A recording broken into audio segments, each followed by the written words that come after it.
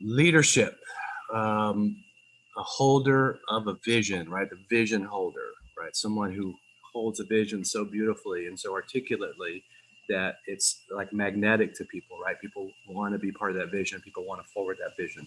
So leadership is a holder of the vision, a vision holder.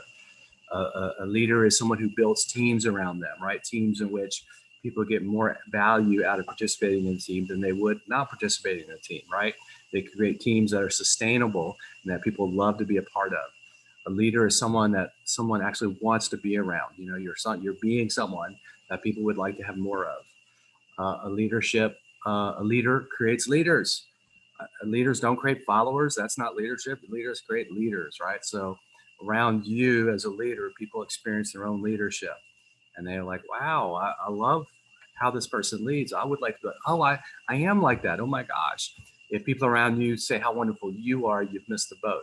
If people around you notice how wonderful they are, that's the kind of leadership I'm speaking of. A leadership goes first, right? Every time there's a difficult or challenging or uncomfortable something to do, and someone always, yes, I'll go first. I'll pave the way. I'll show that it's possible, right? So leaders go first, and by so doing, make it easy and natural for other people to be leaders. Leaders see the greatness in others often before that people see it in themselves, right? So, and you look at someone, you feel into someone, you're working with someone, you're leading a course or a program, or distinguishing something, and who the leader is talking to is someone who is great, and someone who is big, and someone who's divine, and someone who's capable of anything. So leaders see the greatness in others and literally hold that vision. We're back to the vision part again. Leaders literally hold that vision, the greatness of someone else, until someone can see it for themselves and kind of pop into it, ascend into it, right? So leaders go first and seeing the greatness in another human being, letting go of their own personal preferences and biases and judgments and so forth. Leaders confront dysfunction. Coming from love means you confront dysfunction.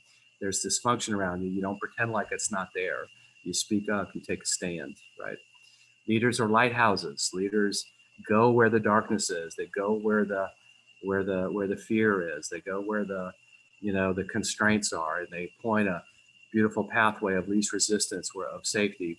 And they also point out the hazards and the rocky, shallow water.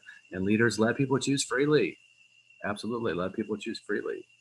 Leaders are clear. They bring clarity to situations, right? They're not constantly confusing the situations. They're bringing clarity to the situation. Meaning, so you'd have to do the work you need to do with inside you and get yourself cleared out, cleaned out, and healed up, where you can actually be clear, right? If you're muddled and confused all the time, you just haven't finished doing the work from the inside out. And if you're the kind of leader who's presenting, leading on camera or in person, you might want to, have your physical presentation, your appearance, and your body language and tonality represent the commitment that you are, so your commitment gets heard. Leadership.